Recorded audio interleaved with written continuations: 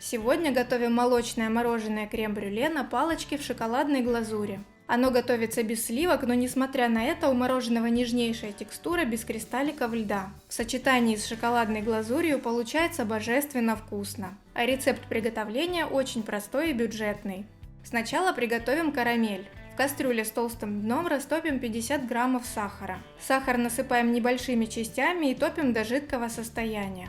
Все тонкости и нюансы, как растопить сахар для карамели сухим способом, смотрите в отдельном видео по ссылке в описании. Когда сахар начал таять, берем термостойкую силиконовую лопатку и начинаем перемешивать, чтобы помочь сахару равномерно расплавиться. Как только сахар растаял, подсыпаем еще и продолжаем перемешивать, пока он не растопится. Нагрев плиты регулируйте так, чтобы сахар не горел. Если вдруг сахар стал темно-коричневого цвета, задымился и вы чувствуете запах гари, то лучше такой сахар не использовать, так как мороженое получится очень горьким. Его просто невозможно будет есть.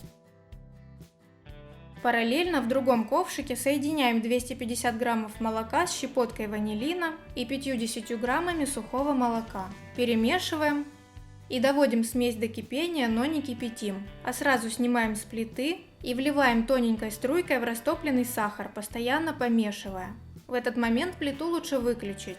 Все начинает активно кипеть, поэтому будьте очень аккуратны. Добавляйте молоко в растопленный сахар по чуть-чуть, небольшими порциями, каждый раз перемешивая до полного объединения молока с растопленным сахаром. После добавления всего молока снова включаем плиту, доводим карамель до кипения и варим приблизительно 1 минуту. Одновременно соединяем 60 граммов холодного молока с 1 столовой ложкой крахмала и тщательно перемешиваем. Молоко обязательно должно быть холодное, иначе останутся комочки. Добавляем эту смесь в карамель тонкой струйкой и увариваем, активно перемешивая.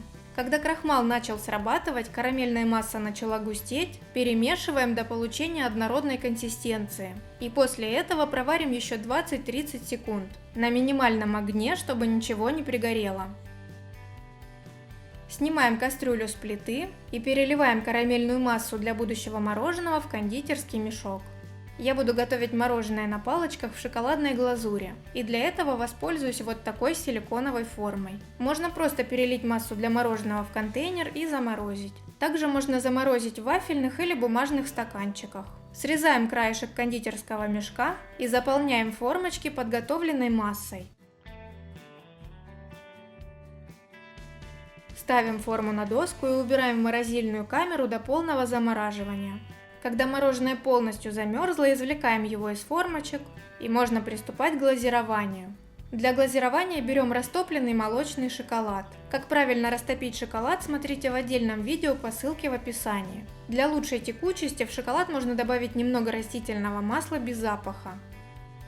Для удобства переливаем шоколад в высокий узкий стакан и начинаем глазировать. Опускаем мороженое в шоколад, поднимаем и даем стечь излишкам. Ждем, пока шоколад станет полностью матовым. И перекладываем мороженое на тарелку. Мороженое очень холодное, поэтому шоколад быстро застывает. Таким образом глазируем все мороженое. Получается просто чудесное мороженое с прекрасной текстурой и насыщенным вкусом. Обязательно приготовьте. Благодаря использованию крахмала и сухого молока оно не кристаллизуется и остается мягким.